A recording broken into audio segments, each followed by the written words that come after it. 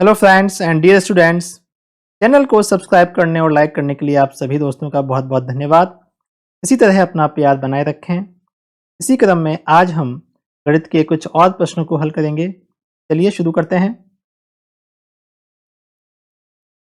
पहला प्रश्न है, यदि 15 मेजों का क्रय मूल्य 20 मेजों के विक्रय मूल्य के बराबर हो तो कितने प्रतिशत हानि होगी। यहाँ बच्चों हम एक से ट्रिक से हल करेंगे। सबसे पहले आप क्रय मूल्य वाली संख्या यानी कि 15 और विक्रय मूल्य वाली संख्या 20 को लिख लें और इन दोनों का लसा निकाल दें। लसा मतलब एलसीएम कितना होगा बच्चों? इसका एलसीएम आएगा 60। अब इस एलसीएम में बच्चों इन दोनों ही संख्याओं का हम भाग देंगे, यानी 15 का भाग हम देंगे 60 में तो कितनी बार जाएगा?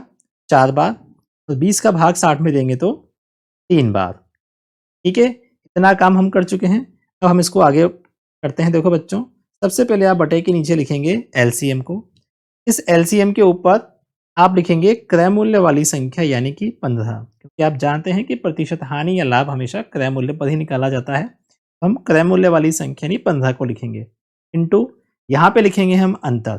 अंतर कौन सा होगा बच्चों? यहाँ हमने जो भागफल ज्ञात किया था यानी लसा में 15 और 20 का भाग दिया था तो हमें दो संख्याएं मिली थी 4 और 3। इनका अंतर यानी 4 माइनस 3 कितना आया? 1। इसे हमें यहाँ लिखना है इंटू 100, क्योंकि हमें प्रतिशत हानि ज्ञात करनी है। ठीक है, इसे केवल हल कर लें आप, उत्तर मिल जाएगा आपको 15 चौक 60 और 4 से 25 100 कट जाएगा 25 बार, यानी कि 25% की यहाँ पर हानि होगी। अगला प्रश्न देखते हैं बच्चों। 5,000 रुपए पर 8% वार्षिक दर से 4 वर्षों का साधारण ब्याज क्या होगा? ठीक है बच्चों, तो यहाँ पर आपको साधारण ब्याज का सूत्र पता है, मूलधन इंटू समय इंटू दर बटा 100। उस सूत्र को आप लगाकर इसको कर सकते हैं हल, यानी कि ये मूलधन दर और समय बटा 100, 100 से 100 को आप काट दें। ठीक है, इसको हल करेंगे बच्चों, कितना आएगा? इसका उत्तर आएगा 1600 रुपये। ठीक है बच्चों, आगे चलते हैं हम। राम एक भैंस खरीदने के लिए बैंक से 10% वार्षिक साधारण ब्याज की दर से 50,000 रुपये उधार लेता है और तो 2 वर्ष के बाद उसे कितनी रकम चुकानी पड़ेगी? बच्चों, 50,000 का 10% आप निकालें, कितना आएगा 10%? 5,000 रुपये। यानी 1 साल के बाद जो उसे ब्याज देना होगा वो कितना होगा? 5,000। 2 वर्ष के लिए लेता है तो 2 वर्ष का ब्याज कितना हो जाएगा बच्चों? 2 वर्ष का ब्याज हो जाएगा 10,000। और ब्याज में हम क्या जोड़ देंगे? ब्याज में हम जोड़ देंगे मूलधन यानी कि 50,000 को। 50,000 जोड़ दोगे इसमें तो कितना हो जाएगा बच्चों? 60,000। यानी उत्तर होगा ऑप्शन नंबर 2। आप चाहें तो सरल ब्याज का सूत्र लगाकर पहले ब्याज की गणना कर लें और उस ब्याज में मूलधन यानी 50,000 को जोड़ दें तो भी आपका उत्तर 60,000 आपको मिल जाएगा। अगला प्रश्न देखो बच्चों, किस साधारण ब्याज की दर से कोई मूलधन 20 वर्षों में तिगुना हो जाएगा? यहां पर हम मूलधन को 100 मान लेते हैं। मूलधन बराबर 100। 3 गुना जो हो रहा है बच्चों वो क्या है? वो है मिश्रधन। ये हमें मिश्रधन मिल रहा है जो कि मूलधन का 3 गुना, यानी कि 100 का 3 गुना क्या होगा बच्चों? 300। ठीक है, यहां से हम ब्याज निकाल सकते हैं। ब्याज क्या होगा? मिश्रधन माइनस मूलधन, यानी 300 में से हम 100 को घटाएंगे 200। तो ब्याज का सूत्र क्या होता है? ब्याज बराबर मूलधन यानी कि 100 इंटू दर जो कि हमें निकालनी है, समय यानी कि 20 बटा 100। तो आप हल कर लो, 100 से 100 को काट दो। ठीक है, 20 से 200 कट जाएगा 10 बार, यानी आर का मान क्या मिला? 10। ऑप्शन नंबर 2 यहाँ पर सही होगा। अगला प्रश्न है बच्चों, 2,000 रुपये का 10% वार्षिक चक्रवृद्धि ब्याज की दर से 3 वर्ष का मिश्रधन क्या होगा? यहाँ पर ब्याज की गणना चक्रवृद्धि रूप से की जा रही है और याद करना है मिश्रधन 3 वर्षों के लिए, यानी हमें चक्रवृद्धि मिश्रधन याद करना है बच्चों। ये क्या होता है? मूलधन टू 1 प्लस 10/100 और इसकी पावर घात होगी समय।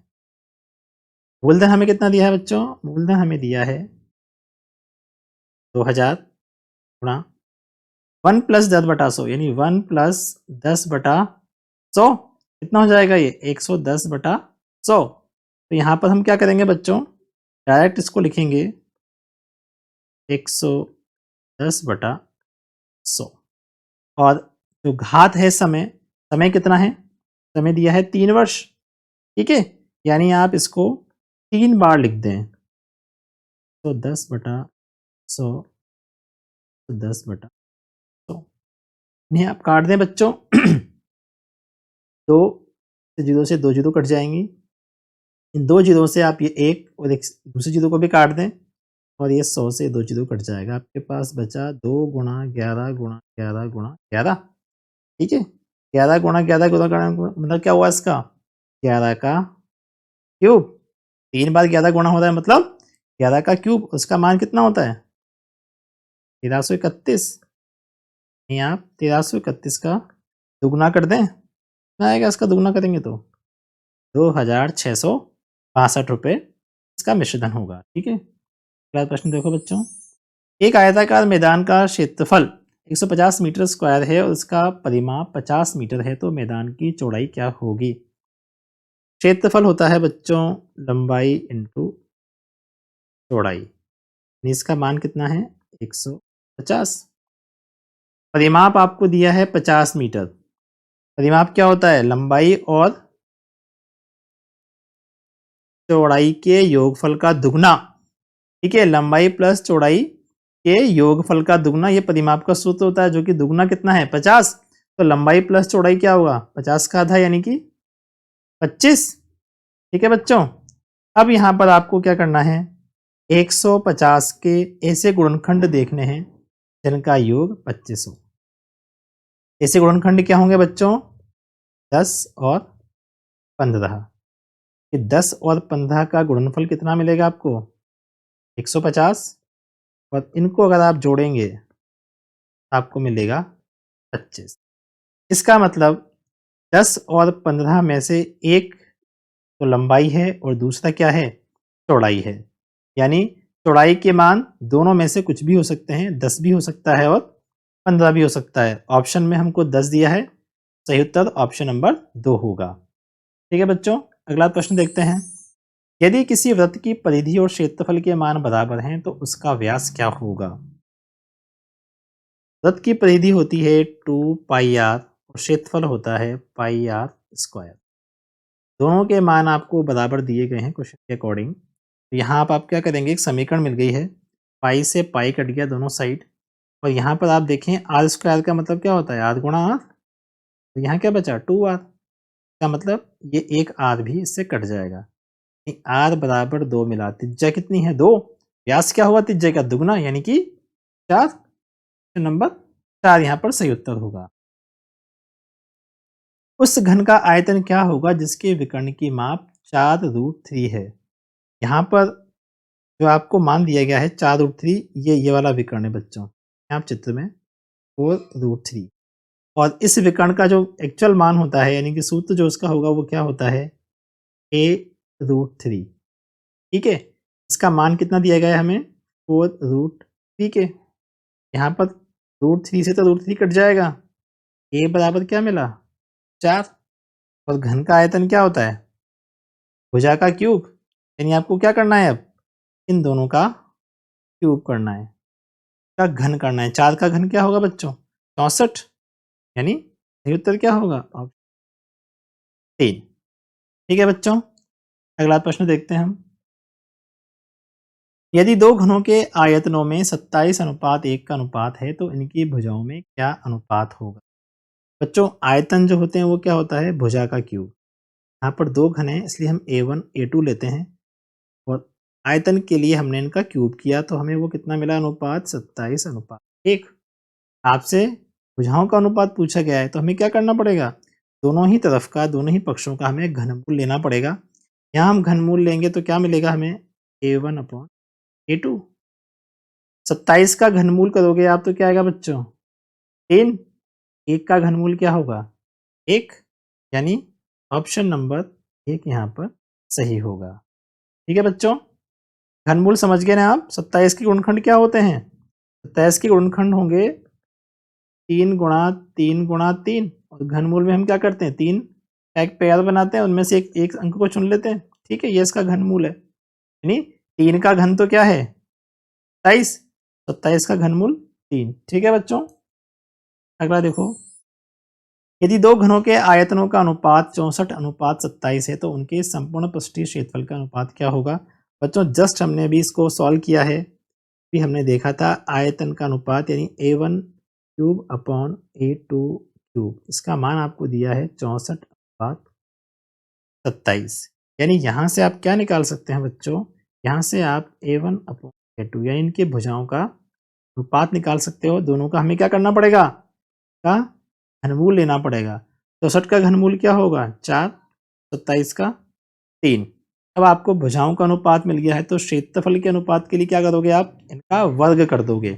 ये घन का क्षेत्रफल क्या होता है, 6 भुजा स्क्वायर, ये तो कांस्टेंट वैल्यू है। क्या करेंगे, A1² और A2 स्क्वायर का मान निकाल लेंगे, यानी हमें 4 का भी स्क्वायर करना है और 3 का भी स्क्वायर करना है। क्या होंगे इनके स्क्वायर, 16 और 3 का स्क्वायर 9, यानी ऑप्शन नंबर 2 यहाँ पर सही उत्तर होगा।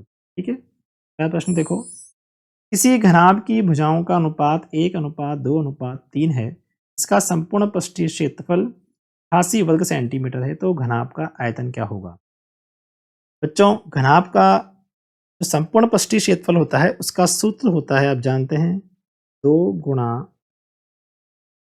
लंबाई इंटू चौड़ाई प्लस चौड़ाई इंटू ऊंचाई प्लस ऊंचाई इंटू लंबाई। ये वैल्यू आपको दे रखी है कितनी, 88 वर्ग सेंटीमीटर। ठीक है, और आपको क्या दिया गया है, भुजाओं का अनुपात, यानी वो है 1:2:3। तो यहाँ हम क्या कर सकते हैं बच्चों, इनकी भुजाओं के जो अनुपात है इनको x से गुणा कर दें तो हमें इनकी भुजाओं के मान मिल जाएंगे x के रूप में। ठीक है, यानी x, 2x और 3x। ठीक है, ये यहाँ पर इनकी भुजाएं हैं और इनकी जो लंबाई चौड़ाई और ऊंचाई है, ठीक है, इन तीनों नापों को आप इस सूत्र में रख देंगे तो आपको बराबर 88 रखेंगे आप, तो x का मान मिल जाएगा। ठीक है, इसको थोड़ा हम शॉर्ट में कर लेते हैं बच्चों। कैसे, हमें क्या करना है कि लंबाई चौड़ाई और ऊंचाई को चक्रीय क्रम में गुणा करना है। देखो चक्रीय क्रम में गुणा हो रहे हैं, उसके बाद इनका योगफल करना है, योगफल करके दुगुना करना है। तो इस काम को हम यहाँ से फटाफट कर लेते हैं। कैसे, x, 2x और 3x। x को हमने 3x से गुणा किया तो हमें मिला 3x², फिर 3x को 2x से गुणा किया तो हमें मिला 6x², फिर 2x को x से गुणा किया हमें मिला 2x²। तीनों ही सजातीय पद हैं, केवल इनके जो अंक हैं वो जुड़ जाएंगे, यानी ये कितने हो गए 11x²। ठीक है, हमने ये वाला काम कर लिया बच्चों का, ये ब्रैकेट के अंदर जो भी है। ठीक है, का चक्रीय गुणनफल करके योगफल कर लिया। इसका दुगना कर दें, अब दुगना कर दो, यानी 2 से गुणा करना है, कितना हो जाएगा ये हो जाएगा 22x²। इसका मान किसके बराबर है, 88 के। स्क्वायर का मान क्या होगा, 22 का भाग लगा दें 88 में, कितनी बार गया 4 बार। x का मान कितना आया 2। ठीक है, x का मान 2 मिल गया है और हमें अब क्या निकालना है, नाप का आयतन। नाप का आयतन क्या होता है बच्चों, लंबाई इंटू चौड़ाई इंटू ऊंचाई। ठीक है, तो यहाँ पर एरीज की लंबाई चौड़ाई और ऊंचाई यानी x, 2x और 3x। ठीक है, ये क्या है, इसका आयतन निकल जाएगा अगर हम तीनों को गुणा कर देते हैं तो। गुणा करने पर क्या आएगा बच्चों, क्या आएगा 6x³। इस 6x³ में हम क्या करें, x का मान 2 है, इस x के मान 2 को हम यहाँ पे पुट कर देंगे, यानी ये क्या हो जाएगा 6, x की जगह 2 किया, 2 का क्यूब, 2 का क्यूब कितना होगा 8, 8 छिंग 48, यानी कि ऑप्शन नंबर 3 यहाँ पर सही होगा। आखिरी प्रश्न की ओर चलते हैं बच्चों। एक साबुन की टिकिया की माप 8 centimetre bye 5 centimetre bye 4 centimetre है। एक बॉक्स जिसकी माप 56 centimetre bye 35 centimetre bye 28 centimetre है में अधिकतम ऐसी कितनी टिकिया रखी जा सकती है? बच्चों यहाँ पर जो बड़ा नाप होता है उसमें हम छोटे नाप के आयतन का भाग देंगे, यानी जो बॉक्स है वो है 56 बाई 35 बाई 28 सेंटीमीटर का, और साबुन की जो एक टिकिया है वो है 8 बाई 5 बाई, ठीक है, ये दोनों ही आयतन है। ये बॉक्स का आयतन है ऊपर वाला और नीचे साबुन की टिकिया का आयतन है। तो आप हल कर लें। ये 8 से कटेगा 7 बार, 5 से कटेगा 35 7 बार, 4 से कटेगा 28 7 बार, यानी आपको मिला 7 गुणा 7 गुणा 7, यानी 7 का क्यूब 7 का घन। इसका मान कितना होगा? 343 के बराबर। ठीक है बच्चों, तो आज के थे कुछ ये प्रश्न जिनको आपने हल करना सीखा। इनकी एक बार अपनी कॉपी में आप प्रैक्टिस करें बच्चों। आज का वीडियो कैसा लगा कमेंट करके जरूर बताएं। जिन्होंने अभी तक चैनल को सब्सक्राइब नहीं किया है जरूर सब्सक्राइब कर लें बच्चों, ताकि सारे वीडियो आपको एक साथ मिल जाएं। लाइक करें और अपने दोस्तों को शेयर जरूर करें। तो मिलते हैं अगले वीडियो में, तब तक के लिए नमस्कार।